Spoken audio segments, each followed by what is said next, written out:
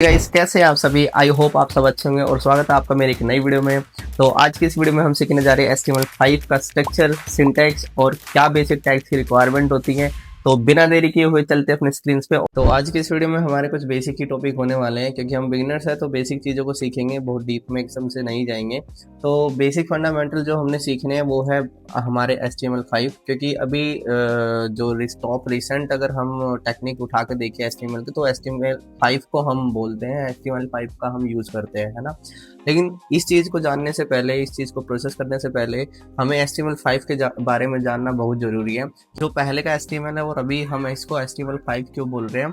तो बेसिकली जानने वाली बात यह है कि HTML5 जब आया था, राइट, तो कुछ ऐसे टैग्स और एलिमेंट्स थे जो HTML के अंदर इंट्रोड्यूस किए गए थे, या राइट, या कुछ ऐसे बेसिक फंडामेंटल टेक्निक्स थी जो जावास्क्रिप्ट के साथ इंटरेक्ट करना, जावास्क्रिप्ट के साथ कंपैटिबल कोड बनाना, वैसे कुछ फीचर्स थे जो HTML5 में इंट्रोड्यूस किए गए थे, राइट। जैसे कि एक एग्जांपल के साथ समझते हैं।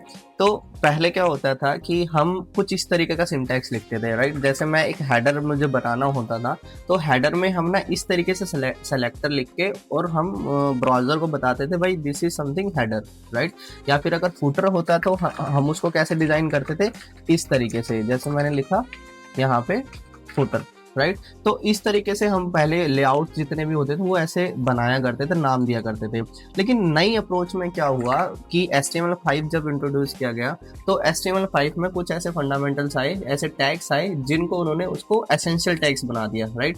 जैसे कि आप स्क्रीन पे देख रहे होंगे, हेडर हो गया, फुटर हो गया, नैव हो गया, सेक्शन हो गया, आर्टिकल्स हो गया, राइट। तो ऐसे ना कुछ एसेंशियल टैग्स का इंट्रोड्यूस इन्होंने कराया। जैसे कि हेडर अगर मुझे लिखना है तो बेसिकली अभी मुझे सेलेक्टर डालने की जरूरत नहीं है। अगर मेरे को कोई स्पेसिफिकली आइडेंटिफिकेशन अगर देनी है तो दैट इज हेडर, राइट। तो दिस इज हेडर। तो समवन विल कम एंड सी कि भाई हेडर कहाँ पर है, तो वो इस टेक्स्ट में आगे बाय डिफॉल्ट देख सकता है ना। ये इसका डिफॉल्ट बिहेवियर। वैसे ही अगर मुझे लेट से अगर कोई मेन्यू बनाना है ना, तो पहले मेन्यूज हम ना लिस्ट की फॉर्म में बनाते थे, बट अभी क्या है, एक नैव करके एक जो टैग है वो आ गया है ना। अब नैव जब जहाँ से शुरू होगा तो कस्टमर या जो भी विजिटर काम इस पे कर रहा होगा या कोई भी डेवलपर इस पे काम कर रहा होगा, वो इसको देख पाएगा कि भाई नेविगेशन कहाँ से शुरू हो रहा है, राइट। तो इसी तरीके से फुटर था। तो पहले हम फुटर की अप्रोच कुछ इस तरीके से लिखते थे, यहाँ पे आईडी और ऐसे करके फुटर लिखा करते थे। बट न्यू अप्रोच में क्या हो गया है कि जो हम फुटर लिखते हैं वो कुछ इस फॉर्मेट में लिखते हैं, राइट। आपका सारा कंटेंट बीच में आ जाएगा। तो दिस इज समथिंग कि भाई कुछ बेसिक ऐसे टैग्स थे जो कि HTML5 में इंट्रोड्यूस किए गए, राइट। जैसे मैं अभी नाम लेता हूँ, हेडर, फुटर, नेविगेशन का नैव जिसको बोलते हैं हम, है ना। सेक्शन हो गया, आर्टिकल हो गया, ऐसे ही असाइड है, ठीक है, मेन है। तो ये कुछ कंटेंट है कि कुछ मतलब टैग्स है। बाकी आप इसको मैं W3 स्कूल का आपको रेफरेंस प्रोवाइड कर दूंगा, वहाँ पे ये सारे टैग्स ना मेंशन है। बट हमने जो जाना है, ये इनका मेन कंसर्न यही था कि HTML5 और जो बेसिक HTML होता है उसके अंदर नया क्या आया है ना। तो ये कुछ टैग्स हुए। टैग्स के बाद में आए कुछ फंडामेंटल जो कि मल्टीमीडिया से रिलेटेड थे। जैसे कि हम देखते हैं काफ़ी सारी वेबसाइटों पर वीडियोज़ या ऑडियो लगी होती है ना। तो पहले है ना कुछ फ्लैश सिस्टम होता था, है ना, कुछ अलग से ऐसी लाइब्रेरीज होती थी जिनकी मदद से हम अपना वीडियो या ऑडियो के टैग्स का यूज करते थे, या फिर वो वीडियो या जो ऑडियो थी उसका मल्टीमीडिया एक्सेस हम अपनी वेबसाइट में लगाते थे, है ना। लेकिन अभी क्या हो गया है, HTML5 में वो सारी चीज़ें ना हटा दी गई है। तो HTML5 में जब आप काम करोगे तो लिखते टाइम आपके पास में वीडियो और ऑडियो का एक एसेंशियल टैग होगा। तो आपको कोई अलग से कोई फ्लैश वाले या कोई फर्दर कोई प्लगइन्स की रिक्वायरमेंट नहीं होगी। आप डायरेक्टली इन टैग्स का यूज करके अपनी वेबसाइट में वीडियोस और ऑडियो इंटीग्रेट कर सकते हो। तो इन टैग्स के बारे में भी हम फ्यूचर में जानेंगे। तो अभी जल्दी जल्दी खत्म करते हैं अपना बेसिक फंडामेंटल, उसके बाद में आगे जो प्रैक्टिकल होगा उसमें ये सारी चीजें जानेंगे, राइट। तो नेक्स्ट टॉपिक है अपने पास में मोबाइल फर्स्ट डिजाइन। तो HTML5 में भी जो हमारी जो कंपैटिबिलिटी है, राइट। तो कंपैटिबिलिटी की अगर मैं बात करूँ तो पहले वेबसाइट ना अनस्ट्रक्चर हुआ करती थी, है ना। उसको विड्थ और हाइट देके काफी सारी चीजों का स्टैंडर्ड्स में सेट किया जाता था। बट अभी कुछ ऐसे मेटा टैग्स आ गए हैं जिनको आप अगर लगाते हो, जैसे मैं बताता हूँ आपको, एक व्यू पोर्ट का एक मेटा टैग आया है ना। अगर आप उस मेटा टैग को लगाते हो तो ब्राउजर बाय डिफॉल्ट समझने लग जाता है कि भाई ये रिस्पॉन्सिव मोबाइल फर्स्ट वाली वेबसाइट है ना, रिस्पॉन्सिव लेआउट को सपोर्ट करती है। ये तो होता क्या था, जैसे आप कभी किसी गवर्नमेंट गवर्नमेंट साइट को उठा के देखना कि जो वेबसाइट ब्राउजर में अभी डेस्कटॉप वर्जन पे दिख रही है वही वो मोबाइल में दिख रही थी, बड़ी कंडेंस थी या फिर फैली फैली सी, है ना। तो वो एक ऐसा बिहेवियर होता था जो डेस्कटॉप पे भी सेम दिखता था और मोबाइल पे भी सेम दिखता था। अभी मेरे पास में एग्जांपल नहीं है, बट मैं कोशिश करूंगा, अगर मिल गया तो आपको शेयर करूंगा। बट अगर मैं बात करूँ रिस्पॉन्सिव लेआउट की, तो अभी आप जितने भी, अगर मैं स्टैंडर्ड की बात करूँ, लेट्स से हमारी वेबसाइट है वेबविला, है ना, एक बेसिक एग्जांपल को समझता हूँ। तो हमारी वेबसाइट कुछ ऐसे देखने में है ना, इधर हमारे पास में कंटेंट लिखा है, इधर हमारी इमेज लगी है, यहाँ पे कुछ कैराजोल चल रहा है, ये मेरी सर्विसेज है। बट यही चीज अगर मैं बात करूँ मोबाइल की, तो मोबाइल पे कुछ इस तरीके से दिख रही है ना।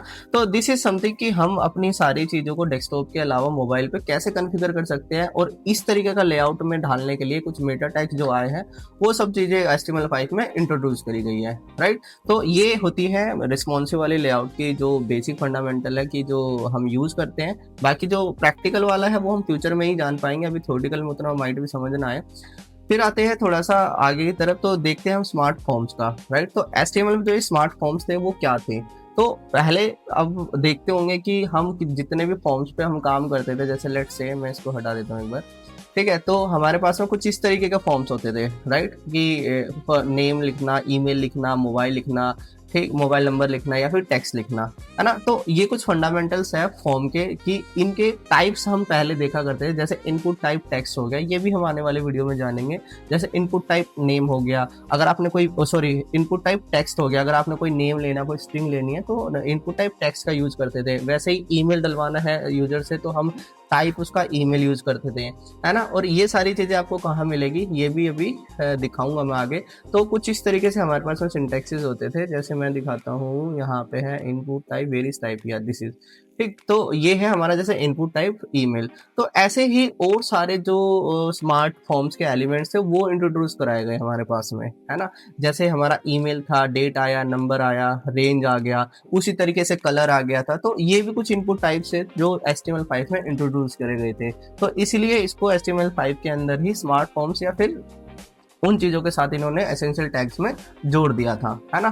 फिर कुछ ऐसी एडिशनल अगर मैं बात करूं तो HTML5 की सपोर्ट की, तो कुछ जावास्क्रिप्ट के साथ कंपैटिबल एक ऐसे कुछ फीचर्स आए थे, जैसे कि ऑफलाइन स्टोरेज, राइट। तो ऑफलाइन स्टोरेज बेसिकली क्या था, जब भी हम ब्राउजर में कोई काम करते हैं ना, तो ब्राउजर की भी अपनी एक स्टोरेज होती है ना।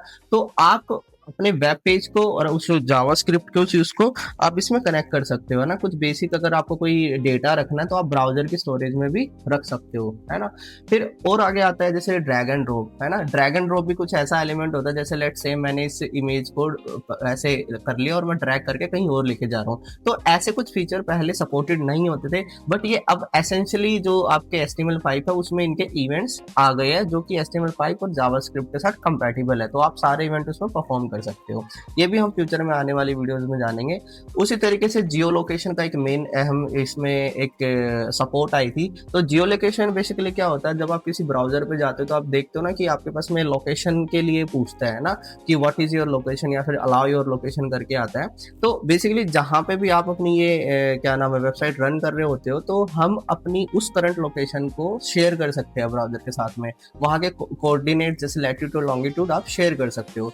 तो इस तरीके की कुछ सपोर्ट है, वो भी जियो लोकेशन के बिहाफ पे आ गई थी। और कैनवस अगर मैं बात करूं, जैसे गेम्स, ड्राइंग एंड चार्ट जो मैंने लिखा है, तो आप देखते होंगे कि आप जैसे कैनवा जैसे टूल यूज करते हो, या फिर मैं एक कहता हूँ एक्सेल ड्रॉ करके अगर मैं छोटा सा, जैसे मैंने ये एक है ना। तो इस तरीके के जो वेबसाइट्स है ना, तो ये कैनवस पे बनी होती है ना। या कैनवस या फिर अभी तो बहुत सारी ऐसी स्टैंडर्डाइज लाइब्रेरीज आ गई है जिन पे होती है, बट कैनवस कुछ ऐसा सा ही होता है कि आप जैसे कोई भी ड्राइंग की अगर मैं बात करूँ ना, लाइन ड्राइंग किसको बोलते हैं, या फिर SVG से जो ड्राइंग है, वो सारी चीजें आप इसके बिहाफ पे बना सकते हो। तो ये कुछ सपोर्ट से HTML5 पे जो हमने जान लिए, राइट। अब हम बात करेंगे कि HTML शुरू कहाँ से करना है, जो हम फाइल स्ट्रक्चर क्या होगा और क्या बेसिक हम मतलब प्रोसेसिंग करेंगे।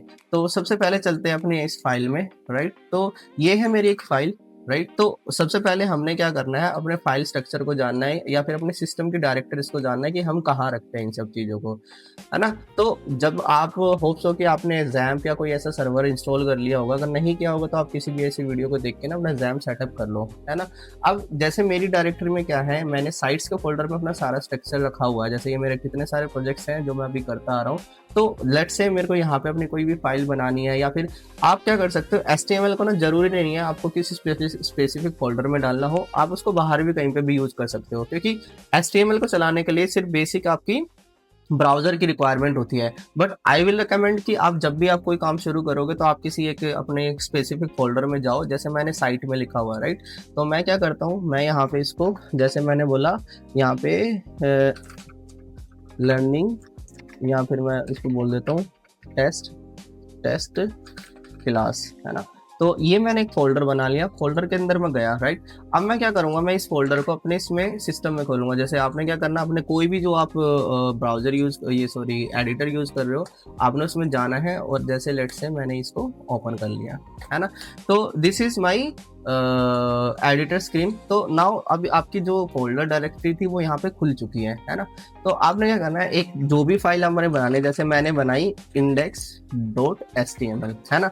तो index.html बेसिकली एक ऐसी चीज है, बहुत, अगर मैं बेसिक भाषा में बताऊं तो आप जिस भी वेबसाइट में आप देखोगे ना, आप फ्यूचर में आने वाले कोड राइटअप करते टाइम, तो .html जो हमने लगाया इंडेक्स के साथ में, तो इंडेक्स एक ऐसी फाइल है जो सबसे पहले लोड होती है ना। अगर इसके अंदर में अगर मान के चलो मेरी 10 फाइल भी पड़ी होगी ना about.html, है ना, तो यहाँ पे सबसे पहले अगर बाय डिफॉल्ट कोई इस डायरेक्टरी को लोड कराएगा ना, तो कौन सी फाइल लोड होगी, वो होगी हमारे index.html, क्योंकि 99% सर्वर कॉन्फ़िगरेशन में index.html, या फिर अगर वो PHP बेस्ड वेबसाइट है तो index.php, ये दो फाइल सबसे पहले रन होती है ना। ये प्रैक्टिकली आपको जानने की जरूरत है। जैसे लेट्स से मैंने अभी इसमें ऐसे ही लिख दिया, और मैं अपनी फाइल में जाके और इसको बस मैं क्या करूंगा, अपने ब्राउजर में यहाँ पे खोल लूंगा। तो दिस इज समथिंग कि जो यहाँ पे प्रिंट कर दिया है। अब देखो मेरी जो फाइल है ना, मेरी जो फाइल है, जैसे लेट्स से मेरा जो लोकल सर्वर है, लोकल होस्ट स्लैश, और ये मेरी ये फाइल खुल गई, है ना। तो मैंने कोई index.html डाला नहीं, लेकिन इसने बाय डिफॉल्ट ये लेना शुरू कर दिया। तो ये सर्वर कॉन्फ़िगरेशन के ऊपर होता है, जो सबसे पहले आपको देखने को मिलता है ना। तो अब जानते हैं हम थोड़ी सी बेसिक चीज़ें आगे कि हम क्या चीज़ें हमने बनानी है। तो ये है मेरा ब्राउजर, एडिटर, ठीक है। तो सबसे पहले हम लिखते हैं यहाँ पे डॉक टाइप, राइट। तो डॉक टाइप बेसिकली क्या होता है ना, हमें सबसे पहले इस चीज को जानने की जरूरत है, क्योंकि ये डॉक्यूमेंट का सबसे पहला वर्ड होता है जो हम HTML में लिखते हैं।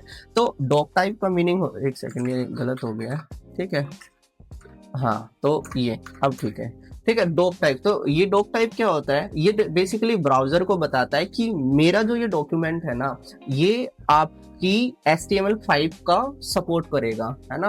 मतलब बेसिकली एक डिक्लेरेशन टाइप है जो HTML5 की डिक्लेरेशन बताता है ब्राउजर को कि हम जो डॉक्यूमेंट बना रहे हैं वो सारी एक्सटेंशन हमारी किस में लिखी हुई है, जो किस में लिखी हुई है, HTML5 में, राइट।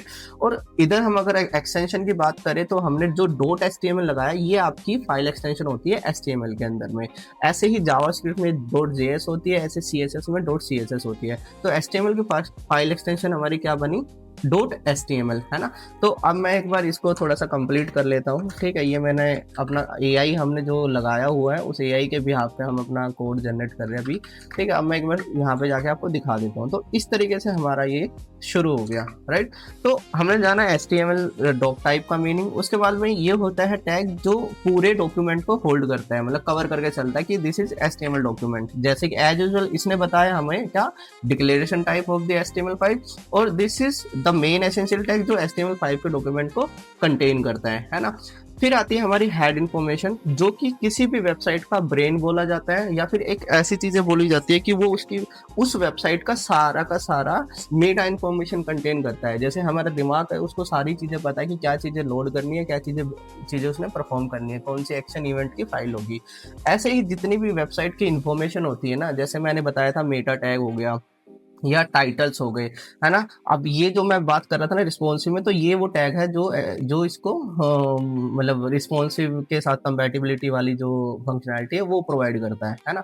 और ये कुछ है, जैसे कि मैंने टाइटल लिखा। अब देखो टाइटल क्या होगा, जैसे आप यहाँ पे देखते हो किसी भी वेबसाइट को, तो ये है हमारा टाइटल। जैसे मैं यहाँ लिख देता हूँ लर्निंग AI क्लासेस 2026, राइट। 26। तो अब यहाँ पे आके अगर मैं इसको रिफ्रेश करूंगा तो आप देखोगे तो ये आ गया हमारे पास में इसका टाइटल, है ना। इसी तरीके से और आगे बढ़ते हैं हम थोड़ा सा। तो जैसे ये हो गया, और जो जितने भी स्क्रिप्ट्स फाइल होगी या लिंक होंगे वो यहाँ पे इस तरीके से वो होते हैं, ये भी हम आगे आने वाली वीडियोस में समझेंगे। तो यहाँ पे क्या आपने ध्यान रखना है, जितनी भी वेबसाइट की मेटा इन्फॉर्मेशन होती है या एक ब्रेन टाइप, जैसे कितनी कौन सी स्क्रिप्ट लोड होनी है, कौन सी सीएसएस लोड होनी है, राइट, या फिर क्या टाइटल होगा, क्या इन्फॉर्मेशन होगी, वो सारी की सारी चीजें आपने क्या करनी है, हेड टैग के अंदर में डालनी होती है। फिर आता है आपका बॉडी टैग। बॉडी के अंदर में आपने सारा जो इनर स्ट्रक्चर होता है, जो आपको ये दिख रहा है ना जितना भी, ये सारा का सारा जो प्रोसीजर होता है ये कहाँ लिखा जाता है, HTML की इसके बॉडी टैग के अंदर में, राइट। फिर उसके बाद में आपने ये चीज बंद करने देनी होती है। तो ये थे हमने बेसिक फंडामेंटल सीखा कि भाई ऐसा कुछ होता है, लेकिन ये जो हम लिख रहे हैं ना, इनके बारे में भी हमें जानना जरूरी है कि ये जो टैग है, हम इसको बॉडी को ऐसे लिख रहे हैं और यहाँ पे क्लोज कर रहे हैं, ऐसे ही हम इसको यहाँ H1 को लिख रहे हैं और H1 को क्लोज कर रहे हैं, तो ये क्या है ना। तो इन चीज को हम बोलते हैं टैग्स, राइट। तो हमने फाइल के एक्सटेंशन को सीखा, फाइल स्ट्रक्चर का बेसिक मेथड सीखा। उसके बाद में हमें ना टैग्स के बारे में जानना बहुत जरूरी है, क्योंकि यही वो टैग्स है, यही वो मिस्टेक्स होती है जो छोटे, जो जितने भी बिगिनर्स होते हैं, जो जूनियर डेवलपर्स करते हैं, क्योंकि वो टैग्स का यूज तो करता है लेकिन उनको ये नहीं पता होता कि वो कौन से ओपनिंग टैग्स है और कौन से क्लोजिंग टैग है, राइट। तो यहाँ पे हमारे पास में कुछ डिफ्रेंशिएशन अगर मैं टैग्स की करूंगा तो हमने ना 2 से 3 टाइप में हमने टैग को डिवाइड किया हुआ है। फर्स्ट वन की ओपनिंग टैग्स क्या होते हैं, सेकंड वन कि जो क्लोजिंग टैग्स कौन से होते हैं, राइट। तो ओपनिंग टैग्स कुछ ऐसे होते हैं कि जो सिर्फ ओपन होते हैं, राइट, वो बंद नहीं होते हैं ना, क्लोज नहीं होते। वो चलिए एक एग्जांपल के साथ भी जानेंगे, अभी प्रैक्टिकल सीखते हैं। तो ओपनिंग टैग्स आप समझ गए कि ओपनिंग टैग एक ऐसी चीज है कि जो सिर्फ ओपन होते हैं लेकिन क्लोज नहीं होते, उनका कोई क्लोजर टैग्स नहीं होता। वैसे ही क्लोजिंग टैग्स जो होते हैं कि आप जो स्टार्ट करते हो, राइट, जैसे इस टैग को आपने लिखना शुरू किया और इस टैग के साथ में आपने पी को बंद किया, तो ये आपके क्लोजिंग टैग्स हो गए, है ना। और जो नॉन क्लोजिंग टैग्स है वो आगे अभी मैं बताता हूँ उसमें प्रैक्टिकली, ठीक है। तो थोड़ा सा और जानते हैं आगे। तो और एक कुछ चीजें की अगर मैं बात करूं, तो अगर टैग्स की अगर मैं टाइप्स के बारे में, जैसे जो इंटरव्यू के में जो क्वेश्चंस पूछे जाते हैं, है ना, कि टैग्स के टाइप जब होते हैं, तो एक होता है ब्लॉक लेवल टैग्स, है ना, ब्लॉक लेवल टैग्स, और एक होता है इनलाइन टैग्स, है ना, और एक सिमेंटिक टैग्स। तो इनके बारे में हम जानते हैं, और एक नॉन सिमेंटिक टैग्स, राइट। तो यहाँ पे एक एक को पहले जानेंगे और फिर अपना प्रैक्टिकल के लिए अपने स्क्रीन पे जाएंगे।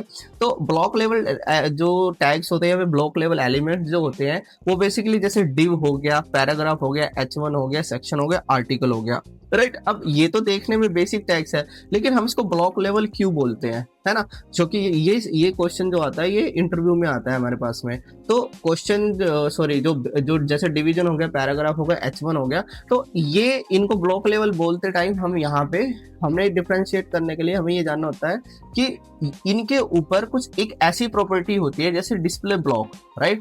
तो ये डिफॉल्ट प्रॉपर्टी इस पे आती है जो कि बाय डिफॉल्ट विथ 100% कंटेन करती है, और इस पे बाय डिफॉल्ट बिहेवियर ब्लॉकिंग का लगा होता है ना। ये एक CSS की प्रॉपर्टी है, ये मैं आपको आगे आने वाले वीडियोस में देखेंगे ये भी। तो दिस इज समथिंग कि ये ब्लॉक लेवल अपना पूरा एक एरिया कवर करके चलते हैं, इसलिए हम इसको ब्लॉक लेवल एलिमेंट्स या फिर एक जो भी आपका ये ब्लॉक वाले जो टैग्स होते हैं उनमें हम इसको कंसीडर करते हैं। ऐसे ही पैराग्राफ अगर लिखते हो तो पैराग्राफ में भी सेम चीज है, ठीक है। अगर जैसे आपने ये किया तो ये भी अपने आप में एक नया टैग लेके चलेगा। क्या हो गया, हाँ ठीक है। तो इस तरीके से आप देखोगे तो इस पे भी आपको क्या देखने को मिलेगा, ब्लॉक एलिमेंट्स मिलेंगे, राइट। तो और आगे अगर चलते हैं इनलाइन में, तो अब जैसे ये टैग्स है ना, ये इन टैग्स में अगर मैं बात करूं, जैसे मैंने स्पैन लिखा, राइट। अब एक मैं ऊपर एग्जांपल ले लेता हूं, मैं एक पैराग्राफ को कॉपी कर लेता हूं और यहाँ पे स्पैन 1 को और 2 को लिख लेता हूँ, ठीक है, स्पैन 1 और स्पैन 2, राइट। अब मैं अगर अपनी स्क्रीन पे आके देखूंगा तो ये क्या हुआ, ठीक है। तो यहाँ पे आके क्या हुआ देखो, तो यहाँ पे स्पैन 1 और 2 एक ही लाइन में आ गया, और दिस इज पैराग्राफ 2 लाइन में आ गया। क्यों? क्योंकि जो डिफॉल्ट बिहेवियर है ना डिस्प्ले ब्लॉक का, राइट, डिस्प्ले ब्लॉक का, वो यही है कि वो बाय डिफॉल्ट एक स्टैंडर्डाइज जो विड्थ होती है उसको कंटेन करता है, अपना ब्लॉक उसका स्ट्रक्चर है उसको फॉलो करता है। और स्पैन जो टैग होगा या जो बेसिक ऐसे जो नॉन वाले जो ऐसे टैग्स होंगे जिसको हम इनलाइन एलिमेंट्स वाले टैग्स बोलते हैं या इनलाइन टैग्स बोलते हैं, वो उसकी कोई ऐसी प्रॉपर्टी नहीं होती, बस वो इनलाइन वाली फॉर्मेट में एक लाइन वाले सिमिलर फॉर्मेट को फॉलो करते हैं, राइट। तो उसके आगे बोलते हैं हम सिमेंटिक टैग्स। सिमेंटिक टैग्स भी कुछ इसी तरीके के होते हैं। सिमेंटिक का मीनिंग होता है कुछ मीनिंगफुल इंफॉर्मेशन प्रोवाइड करना डॉक्यूमेंट को, राइट। तो मीनिंगफुल का मतलब आ गया जैसे हेडर हो गया, फुटर हो गया, नेम हो गया। तो इनको देखते ही आपको पता लग जा रहा है कि this is something header, related to header, this is related to footer, navigation में जो एक्चुअल कंटेंट या बॉडी होती है, राइट। सेक्शन की कोई स्पेसिफिक सेक्शन, जैसे आप कोई भी जैसे टेस्टिमोनियल सेक्शन होगा, ब्लॉग सेक्शन हो गया, तो आप उसको उसमें डिवाइड कर सकते हो, सेग्रीगेट कर सकते हो। नेक्स्ट आता है हमारा आर्टिकल। जैसे आपने कोई बेसिक इन्फॉर्मेशन दिखानी है, जैसे आप कोई ब्लॉग लिखते हो, तो अगर आपने उसमें दिखाना कोई डेटा दिखाना, आर्टिकल दिखाना, तो आप उसको आर्टिकल के फॉर्मेट में यूज कर सकते हो। तो ये कुछ स्टैंडर्ड्स होते हैं जो एसईओ को भी बहुत अच्छा बनाते हैं। आप जब भी किसी वेबसाइट में देखोगे तो इन्हीं टैग्स का यूज किया जाता है, ठीक है। एसाइड का मीनिंग जैसे साइड बार होता है, ये भी फ्यूचर में हम समझेंगे, राइट। तो और आगे आ गया अपना ये नॉन सिमेंटिक टैग, जैसे कि ये आ गया। अब ये क्या हो गया, हमने नॉन सिमेंटिक और सिमेंटिक में जो डिफरेंशिएट करना, देखो डिव और स्पैन, ये कोई ना मीनिंग इन्फॉर्मेशन नहीं देते, ये बस बेसिकली डिवाइडेशन के लिए यूज होते हैं, या फिर एक फॉर्मेटिंग के में, या जैसे इनलाइन एलिमेंट में डेटा डालने का काम करते हैं। लेकिन अगर आप इनको पढ़ोगे तो आपको एक ना मीनिंगफुल आपको एक मीनिंग मिलेगा, मतलब ब्राउजर में अगर आप देखोगे या फिर कहीं पे, जैसे मैं यहीं पे दिखा देता हूँ, ठीक है। अगर हम इसके अंदर आएंगे तो इसके अगर आप कोडिंग में जाके देखोगे ना, तो कोडिंग में आपको इस तरीके से दिखा, जैसे ये आया अभी तो यहाँ पे, हाँ इसमें हमने डायरेक्टली ही यूज किया, बट हाँ यहाँ पे सेक्शन का यूज किया हुआ है, राइट। या अगर मैं किसी एक दूसरी वेबसाइट में कहीं पे देख लेते हैं, ठीक है, जैसे मैं गया यहाँ पे, ठीक है, तो देखो यहाँ पे हेडर टैग का यूज किया हुआ है ना। तो इस तरीके से तो यहाँ से हमें पता लग रहा है, देखो ऊपर हमारा हेडर भी हाईलाइट होता है। तो ये कुछ ऐसा यूज केस के लिए होता है जो आपको मीनिंगफुल कंटेंट प्रोवाइड करता है यहाँ पे, और ये अपना सारा का सारा यहाँ पे नॉन सिमेंटिक में कंसिडर हो जाता है। तो हमने ये चीजें जान ली कि भाई सारे टैग्स का क्या यूज केस होता है। अब थोड़े से हम जो अभी बात कर रहे थे कि जो ओपनिंग और क्लोजिंग टैग है उसको भी हम खत्म कर लेते हैं, ठीक है। तो यहाँ पे हमारे जैसे ओपनिंग टैग की मैं बात करूं, जैसे हमारा H1 था, राइट, जैसे हमारा H1 था इस तरीके से, ठीक है। उसके बाद में जैसे हमारा P टैग था, ठीक है। ये टैग्स का जो समरी है, मतलब जो कॉन्क्लूजन या रेफरेंस है, वो मैं आपको शेयर कर दूंगा। अब जैसे ये है, तो ये जो स्टार्ट हो रहा है ये हमारा ओपनिंग और ये हमारा क्लोजिंग टैग। वैसे ही अगर मैं बात करूं कि भाई मेरे को इन दोनों के बीच में, है ना, अब जैसे मैंने ये कंटेंट लिखा है ना, जैसे मैंने ये कंटेंट लिखा और यहाँ पे एक बार मैं अगर जाके मैंने देखा तो हमारा क्या हो रहा है, एक बार लोड, हाँ, तो हमारा कुछ इस तरीके से कंटेंट आ जा रहा है, राइट। अब मैं चाहता हूँ कि मैं पैराग्राफ को, है ना, मैं पैराग्राफ को वो ना करूँ, है ना, एक नया ना बनाऊं, और इसी के अंदर में एक मैं एलिमेंट ऐड किया, जैसे BR, है ना।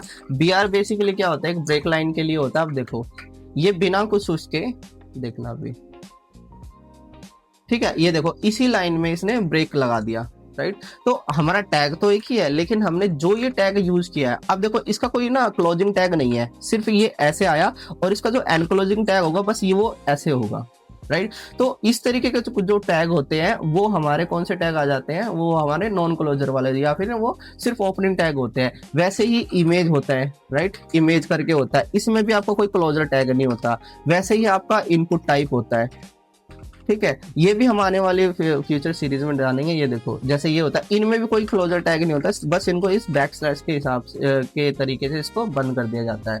तो दिस इज समथिंग जो बेसिक टैग्स होते हैं। बाकी आपको W3 स्कूल का आपको मैं रेफरेंस प्रोवाइड करा दूंगा, जहाँ पे आप इन सारे टैग्स को लर्न कर सकते हो, बेसिक फंडामेंटल सीख सकते हो।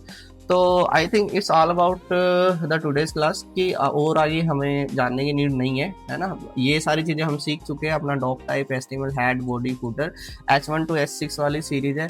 चलो H1 में H1 to H6 वाले जो वो है वो भी मैं बता देता हूँ। तो बेसिकली H1 की जो सीरीज होती है, जो हेडिंग्स टैग होते हैं ना, हम अपनी वेबसाइट के जो भी हेडिंग्स बनाते हैं या कोई भी ऐसी टाइटल जो लिखते हैं, हमारे पास में H1 से लेके H6 तक का एक सीरीज होती है इस तरीके से, राइट। तो आप H6 तक आप कोई भी टैग इसको यूज करोगे तो आप अपने उन चीज को हेडिंग और अपने जो भी टाइटल्स है उनके लिए ऐसे यूज कर सकते हो, ठीक है। मैं इनके अंदर ना थोड़ा सा डेटा डाल देता हूँ इस तरीके से, ठीक है। ये आपका आ गया और ये आपका डाल दिया, ये मैंने डाल दिया, और H6, ठीक है, अब मैं अपने यहाँ पे अब आता हूँ ब्राउजर में। अब देखो यहाँ पे आप देख रहे होंगे एक सबसे बड़ी हेडिंग आई, एक सबसे छोटी, उससे छोटी, फिर उससे छोटी, उससे छोटी, उससे छोटी, राइट। तो दिस इज समथिंग कि आप अपनी जो भी क्लासेज हैं, है ना, जो भी आपके टाइटल्स हैं, उनको आप जिस भी सीरीज में आप रखना चाहते हो, क्योंकि बेसिकली इसमें मेन जो डिफरेंस आता है वो फॉन्ट साइज का ही आता है, उनकी प्रॉपर्टीज का ऐसा कोई बहुत ज्यादा वो नहीं होता,